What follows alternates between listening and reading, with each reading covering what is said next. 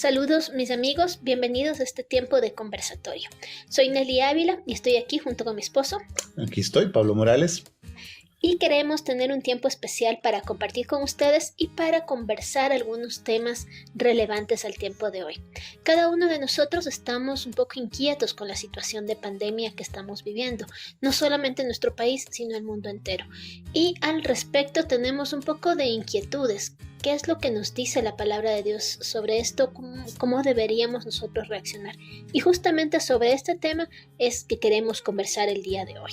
Bueno, a lo largo de algunas charlas que vamos a tener acá con mi esposa y Dios mediante con otras personas que contactaremos vía telefónica, lo que queremos es dar respuesta a preguntas no solamente teológicas, no solamente bíblicas, sino también preguntas que tienen que ver con nuestras emociones, la angustia, la preocupación que pueden haber. Y para eso justamente mi esposa va a estarnos orientando desde la psicología, que es la rama que ella maneja. Así que vamos a estar viendo cómo podemos orientarnos y orientar a las personas que compartan este audio sobre estos temas que nos inquietan.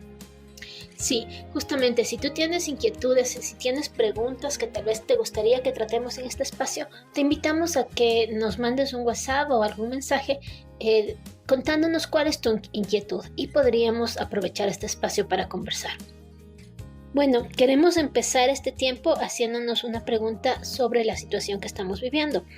Y la pregunta sería, ¿por qué Dios permite que se dé una situación como esta, como una pandemia que está ahora afectando al mundo entero? Hay personas que he escuchado por las redes sociales que dicen que se trata de un castigo de Dios, que se trata de las últimas copas de la ira de Dios. Sin embargo, todo esto es muy, muy ambiguo. La verdad es que yo creo que deberíamos plantearnos la pregunta desde la perspectiva de qué es una pandemia. La pandemia es una muestra del mal en el mundo. ¿A qué te refieres con el mal? ¿Qué es esto?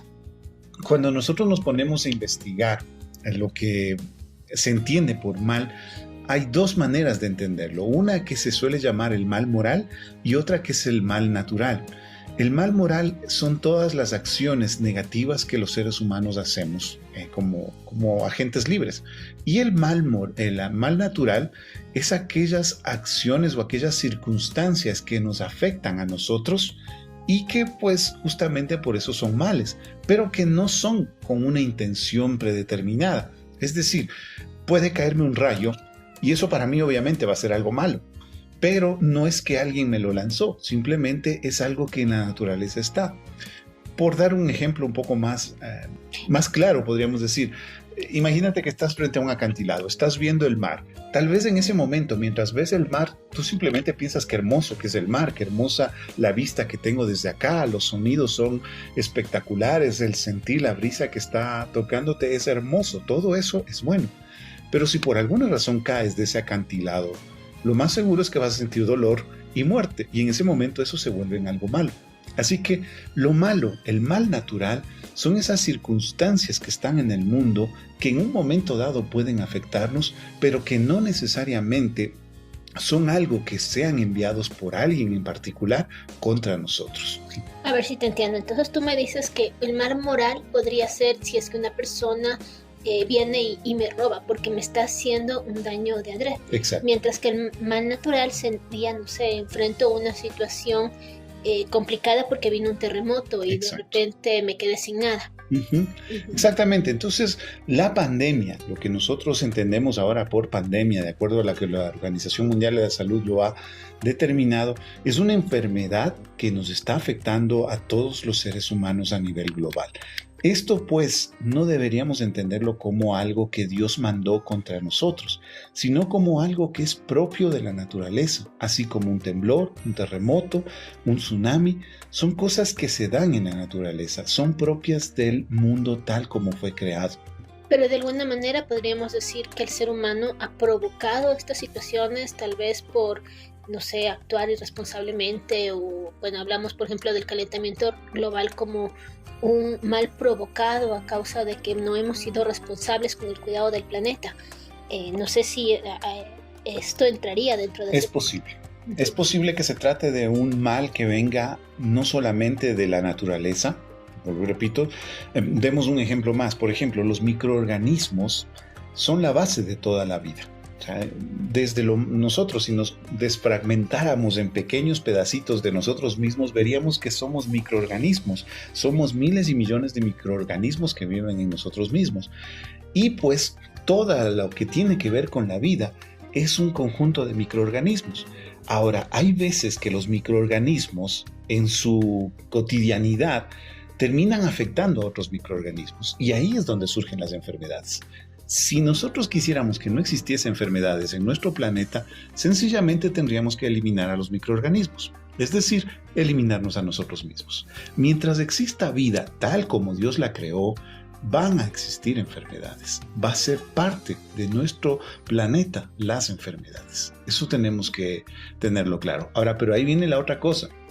Puede darse el caso de que alguna enfermedad, o en este caso la que nosotros conocemos como el COVID-19, haya sido una manipulación genética. Puede darse el caso.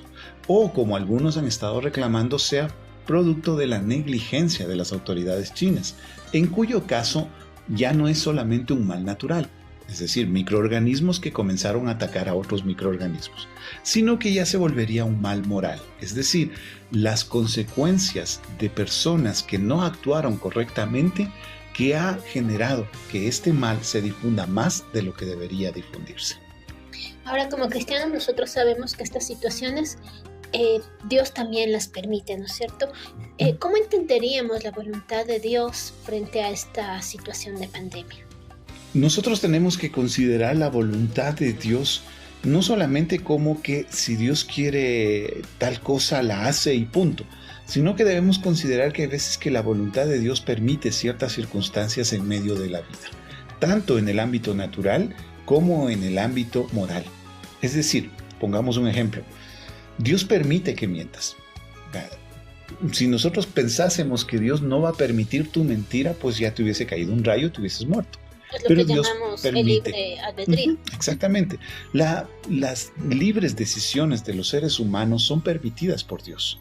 Sin embargo, entran dentro del caparazón que podríamos llamar la voluntad de Dios. Es decir, yo siempre doy este ejemplo con los alumnos del seminario. Imagínate que tú estás manejando un carro y ves que más adelante hay una persona que no se anima y se anima a virar.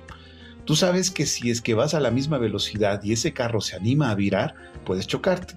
Así que tú, como si es que eres un buen conductor, vas a tratar de plantearte, a ver, ¿qué puedo hacer sea que vire o sea que no vire? Y entonces un buen conductor va a poder tomar una decisión en función de las dos opciones que va a tomar ese conductor. Asimismo, Dios, como sabio que es mucho más sabio que nosotros, puede tomar sus decisiones tomando en cuenta nuestras libres decisiones. Puede tomar en cuenta nuestras circunstancias y tomar las decisiones en función de ello. Entonces, Dios mira lo que ha hecho el ser humano y lo toma en cuenta dentro de su plan. El plan de Dios no solamente es, por ejemplo, ¿no? Lo que a veces se suele decir, el plan de Dios no es que seas rico, el plan de Dios no es que seas feliz unos 30 segundos, porque algunos piensan es que el plan de Dios es que me dé un carro, pero eso te dará felicidad unos 6 meses y luego vendrán los problemas. El plan de Dios va más allá de eso, el plan de Dios tiene que ver con toda la creación, y dentro de ese plan hay cosas que van a estar moviéndose de aquí para allá, tal vez libremente, pero que a la final llevan hacia el plan perfecto de Dios. Entonces, ¿el ser humano es libre de tomar sus decisiones? Sí. ¿La voluntad de Dios es perfecta? Sí. ¿No se contradicen los dos? No. Entonces, nos enfrentamos a una pandemia que vino por circunstancias naturales, pero que sin embargo no escapa a la voluntad de Dios. ¿Dios tiene planes y propósitos con esta pandemia? Sí. ¿Es que Dios nos la mandó porque es malo? No. ¿Son circunstancias propias de la naturaleza? Sí. ¿Y entonces se le escapó de las manos a Dios? No. Realmente a lo largo de la historia de la humanidad hemos visto distintas enfermedades, pandemias y situaciones que han afectado al ser humano. Y claro, justamente eso nos muestra lo que dices, ¿no? No es que ahora tal vez Dios está mandando un castigo, sino que estas situaciones han habido una y otra vez, pero de alguna manera podemos ver que Dios en medio de ellas nos ha sostenido, ha permitido que la iglesia sea relevante y pueda tener algo que decir en esta circunstancia, y ha permitido que la palabra de Dios también nos pueda ayudar a animar y dar una guía. Ahora, tengo otra inquietud. Hay personas que dicen que si nosotros somos creyentes, no vamos a ser afectados por esta pandemia o por esta enfermedad. ¿Qué diríamos al respecto? No es verdad. O sea, si nosotros ponemos a analizar el texto bíblico, nos encontramos con bastantes personajes creyentes que tuvieron enfermedades. Por dar un ejemplo, Pablo, que tuvo su enfermedad. Tenemos el caso de Timoteo, que también estuvo enfermo y le dijo: por causa de tu enfermedad. De hecho, es sorprendente el texto porque dice que tome vino, una copa de vino, por causa de tus múltiples enfermedades. Entonces, Timoteo tenía varios problemas de enfermedades, a pesar de ser pastor y ser un creyente comprometido con el Señor. Tenemos el caso de Epafrodito, que dice Filipenses que estuvo a punto de morir por una enfermedad y sin embargo, dice, gracias a Dios, logró recuperarse. Tenemos el caso de Tabita, una mujer creyente en el libro de los Hechos, que dice que el apóstol Pedro fue y la resucitó, pero en realidad ella se enfermó. Entonces, casos de enfermedades en el texto bíblico de creyentes los tenemos muchos. Así que no podemos pensar que por ser creyente no me voy a enfermar. Es posible, si es que las circunstancias se dan, que yo termine enfermo. Entonces es algo que no debo descartar.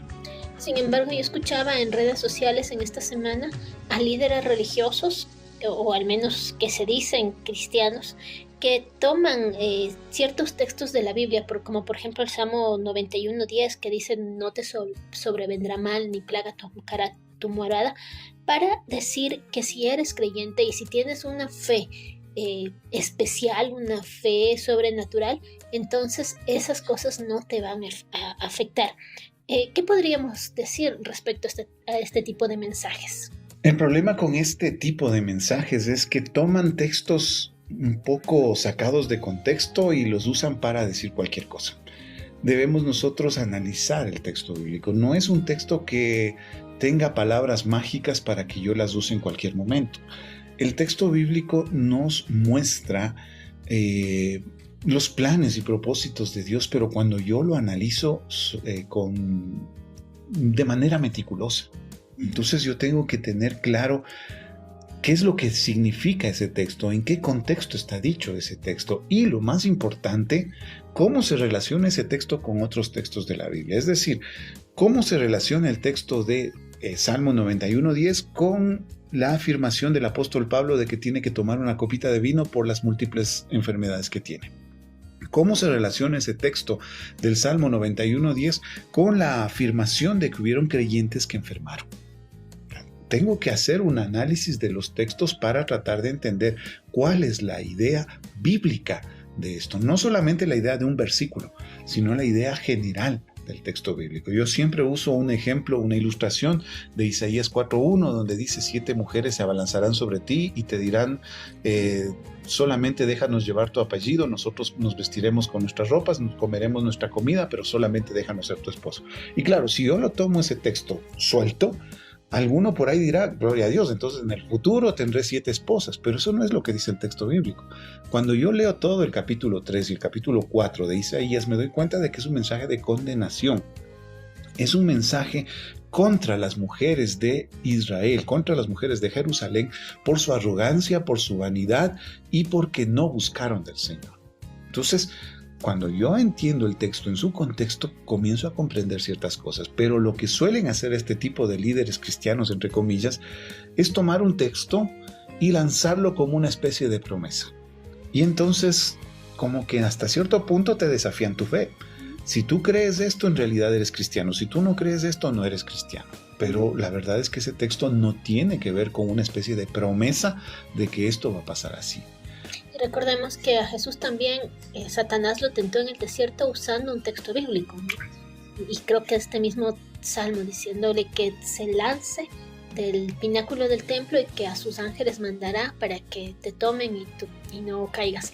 Entonces, si Satanás mismo toma estos textos para poder confundirnos, pues cuánto más pueden estas personas confundirnos a nosotros, ¿no es cierto? Así que uno tiene que ser sabio y conocer la palabra para no caer en este tipo de manipulaciones prácticamente. Claro, una estrategia del diablo que es experto en Biblia, es torcer la Biblia para que creamos cosas que no son bíblicas. Y luego sí es evidente lo que se ve. Las personas que creyeron estas falsas promesas de estos líderes terminan renegando de Dios. Se apartan de Dios porque les dijeron, no, es que ninguna plaga tocará tu morada. Y resulta que se enfermaron, no quieren saber más de Dios. Y no se diga hoy en día que con los medios, con las redes sociales, los mensajes llegan tan rápido de un lado a otro y traen tanta confusión. Uh-huh. Ahora, bueno, podríamos decir que el enfrentar una situación de pandemia puede enfrentar una persona creyente como una persona que no es creyente o que se llama ateo. ¿Cuál sería la diferencia? ¿Por qué nosotros como cristianos podemos decir que tenemos alguna ventaja o qué quiere Dios con nosotros cuando enfrentamos una situación como esta pandemia? Un ejemplo quisiera comentar al respecto. Me gusta mucho ver lo que dicen las personas en Twitter, en esta red social, más que nada en temas políticos. Y uno de los personajes que yo sigo en Twitter, bastante comprometido con cuestiones políticas, en estos últimos tiempos ha comenzado a mandar mensajes espirituales. Ha comenzado a mandar textos bíblicos. Y ha comenzado a decir que en la mañana está de rodillas pidiendo a Dios por su familia y por la situación del país. Lo que muestra esta situación es que cuando tú simplemente te enfocas en las cosas de este mundo, es decir, una persona no creyente, llega un momento en el cual te quedas sin nada. Cuando te enfrentas a la posibilidad de morir, te enfrentas a que se acabó todo. Ya no tiene sentido todo lo que has hecho y todo lo que estabas pensando hacer. Y en ese momento, pues, te sientes completamente vacío. Y ahí es cuando muchos terminan lanzándose a la fe cristiana, buscando algo frente a esta posibilidad de la nada. Ahora, ¿qué es lo que el creyente puede aportar? Es esperanza. No es que el creyente sea inmune al coronavirus. Es que el creyente tiene una esperanza que va más allá del coronavirus. El creyente tiene una confianza en que las cosas no se acaban el momento en que deja de latir nuestro corazón. El creyente tiene una convicción en la vida más allá de la muerte. Y ojo, no estoy hablando en una especie de esperanza superficial, la típica que suele decirse en los funerales, de que, bueno, ya de estar bien. Es una especie de consolémonos con eso. La esperanza del creyente es una convicción certera de que acabada esta vida sigue adelante con la vida que Dios le tiene preparada. Esa es la esperanza que nos mantiene firmes. Y en esa esperanza el creyente puede estar tranquilo en medio de una situación tan grave. El mejor ejemplo es el que tenemos en el texto bíblico, cuando el apóstol Pablo nos dice que para mí el vivir es Cristo, el morir es ganancia. Y tomando en cuenta que Pablo estaba pasando por una situación muy complicada, ¿no? Estaba en prisión, estaba enfrentando la posibilidad de morir.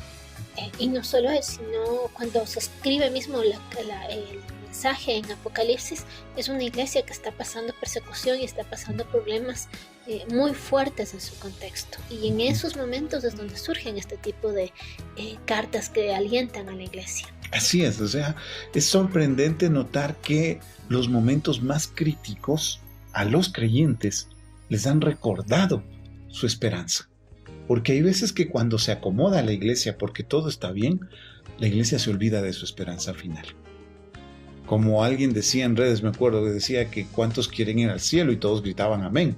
Y cuando decía el pastor, ¿cuántos quieren ir al cielo ahora? Ahí sí no habían aménes. Entonces como que nos olvidamos de nuestra esperanza y estamos solamente dejándola para algún futuro no muy cercano. Pero la verdad es que la esperanza que tenemos de que vamos a trascender esta vida, es la que nos da paz en este tiempo. E incluso nos da alegría. Porque el mismo apóstol Pablo en Filipenses, donde dice que para mí el vivir es Cristo y el morir es ganancia, es el mismo libro donde el apóstol Pablo dice regocijaos en el Señor siempre. Sí, justamente estaba pensando que en este tiempo, con el avance tecnológico, con el avance que teníamos en medicina, hasta cierto punto los seres humanos nos sentíamos seguros, ¿no? Como que la vida estaba un poco más cuidada, como que los años de esperanza de vida se alargaban. Y como que incluso enfermedades que antes nos asustaban mucho, como un cáncer, tal vez un SIDA, la ciencia se estaba acercando a controlarlas de mejor manera. Y como que nos hacen olvidar esta esperanza que tenemos futuro, nos hacen sentirnos seguros aquí y ahora. Y con esta situación, de alguna manera, es como un remesón para todos, ¿no? Tanto creyentes como no creyentes, de que el ser humano es finito, de que el ser humano es trascendente y no es que ya tiene su vida segura. Y tal vez es lo que como iglesia también nos hacía falta para poder volvernos nuevamente a Dios y poder tener este tiempo de acercarnos y repensar nuestro llamado, nuestro ministerio. Hay algo que me gusta en un autor que leí hace poco que es muy valioso. Decía lo que estábamos mencionando, ¿no? El tema del mal, el tema de que a veces nosotros enfrentamos al mal por consecuencia nuestra, es decir, porque nosotros actuamos de mala manera. Damos un ejemplo: si es que yo ingiero alcohol, me embriago y me subo a un carro y comienzo a manejarlo, lo más probable es que termine estrellándome y lastimándome. Entonces, esas son consecuencias no porque Dios me haya castigado, sino que son consecuencias de mis propios actos. Sin embargo, dice este autor, Dios puede usar esas consecuencias para recordarme algo más trascendental. Eso mismo me parece que se aplica en este momento. La pandemia es producto de las consecuencias propias de las enfermedades. Y posiblemente sea producto de un gobierno que negligentemente no supo decir a tiempo que había esta enfermedad. Puede ser que sea eso. Como quiera que sea, Dios está usando esta pandemia para recordarnos a nosotros que no somos eternos en esta vida, que nuestra eternidad empieza después de que nosotros muramos. Entonces, a veces Dios usa estas circunstancias para volver nuestros ojos hacia Dios. Así es. Ahora, una última pregunta sería, como creyentes, como cristianos, ¿cuál es nuestra responsabilidad? ¿Qué debemos hacer los creyentes en esta situación que estamos viviendo hoy? En primer lugar, no tener miedo. Pase lo que pase, sabemos hacia dónde vamos. Eso es lo primero. Confianza en Dios. En segundo lugar, nosotros necesitamos obedecer a nuestras autoridades en estos momentos. Se nos ha dicho quédate en casa, lávate las manos, cosas que son básicas para poder prevenir una enfermedad. Y alguien medio en broma decía, ¿no? Lo que me ha dejado este coronavirus es que he aprendido que hay que lavarse las manos. Es algo que ya lo sabíamos, pero que ha tenido que venir una pandemia mundial para recordarnos lo importante de lavarse las manos. Quedarse en casa también ayuda y es útil para frenar todo esto, toda esta presión que se está dando sobre el sistema de salud de los diferentes países. Entonces, hagamos caso de estas recomendaciones que no son hechas directamente por un presidente, sino que son hechas por los asesores de los presidentes que son médicos y que saben que es lo mejor para frenar este tipo de pandemias. En tercer lugar, y yendo un poquito más allá, como creyente, ayudar a los que están pasando adversidad. Tal vez en mi barrio, a veces incluso en mi casa, un vecino, en un conjunto habitacional donde vivo, puede haber personas que están pasando difíciles situaciones porque vivían al día a día. Y ahora, con 2 semanas que llevamos de encierro, estas personas no tienen ya que comer. Compartir con esas personas. Ese puede ser una manera también de aportar y demostrar también mi confianza en el Señor. Otra cosa, yendo un poco más allá, y ahí sí yo creo que es la clave del creyente, compartir nuestra esperanza. La verdad es que en estos momentos, cuando uno mira las redes sociales, en mi caso me ha pasado, después de 15 minutos de mirar redes sociales, termino tremendamente deprimido por todo lo que se ve. Pero ahí es cuando yo tengo que volver mi enfoque a Dios y a lo que Dios puede hacer. Y ahí es cuando yo, en lugar de compartir más pesimismo, más frustración, más indignación, más rabia, puedo compartir esperanza. Así es, puedo compartir amor. La gente está muy sensible en estos días a escuchar de Dios, a poder acercarse a Él y a conocerlo realmente. Entonces creo que es un momento oportuno para poder compartir esta esperanza que nos dices, para poder compartir lo que nosotros ya hemos recibido y cuánta falta le hace al mundo el día de hoy. Así es. Gracias pues por este tiempo, por estas palabras que son muy pertinentes y que nos ayudan mucho para poder interpretar y para poder ver qué podemos hacer como creyentes frente a la situación que estamos viviendo. Les invitamos, como dije en un principio, a poder compartir este mensaje y también darnos sus inquietudes, sus preguntas para poder conversar en este espacio. Que el Señor les bendiga. Que Dios les bendiga y gracias por compartir este tiempo con nosotros. Hasta pronto.